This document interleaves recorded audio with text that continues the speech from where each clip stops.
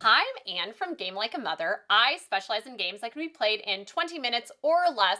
And in this segment, I'll be talking about games both for kids and for adults. Today, I'm going to be focusing on some adult games. The simultaneous turn games are some of my favorite choices when playing. And a lot of people are familiar with roll and rights and flip and rights that fit into this category. And I love so many of those games. But today I'm going to be talking about a couple of other options that fit into the simultaneous play category. The first is Take 5. In this game, you are trying to get the least number of points as everybody is simultaneously picking a card from their hand and revealing it at the same time.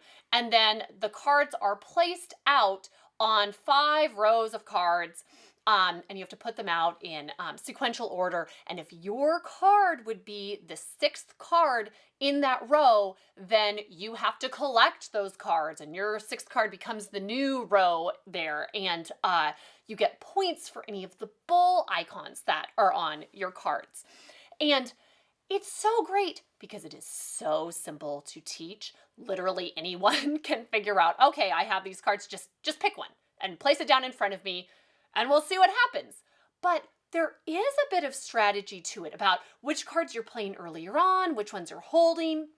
If you just get lucky with playing out a low card, but somebody else plays a lower card, and that can impact whether or not you're collecting some cards or not. So there's a little bit that goes into it. And I mean, the fact that it plays up to 10 players is fantastic. There aren't a lot of non-party style or social games that can play up to 10 players.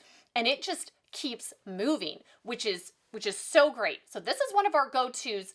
We also like that in the same box, there is another game that's called Take a Number, and that is it's the same game, but it's for 2 to 4 players. Because if you're playing Take 5, it's great. It doesn't work as well with just 2 players. It takes a while to fill up the stacks and have there be more than 5 cards in a row. So they have it, the strategy altered a little bit and the gameplay altered for a version that is very conducive to 2-player play. It's really fun. So it works really well. The other game that I wish to talk about today, I think it's on a lot of people's radar, and that is Draftosaurus. Draftosaurus is so simple, but just so rewarding and fun to play.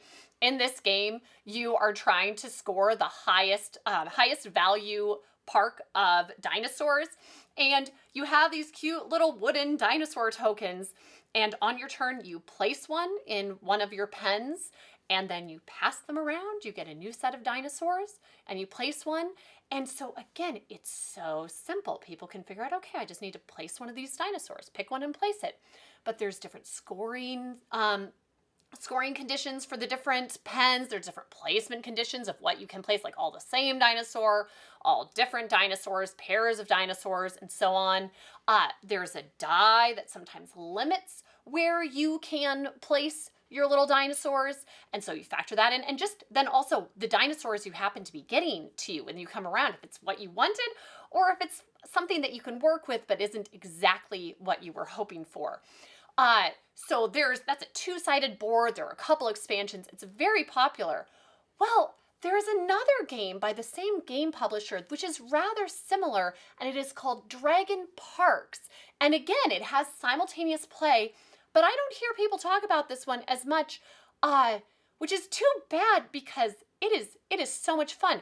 You have these clear, translucent cards, and if you are a fan of games like Canvas, and you like those kind of cards, it is hard to come across in the board game world, and it's in this game, and it's so fun. You have 3 little islands that you're choosing to place down these cards in order to get the most dragons and have different types of dragons, and you win by getting the most points, which is the most visitors. You have the most visitors to your parks at the end of the game.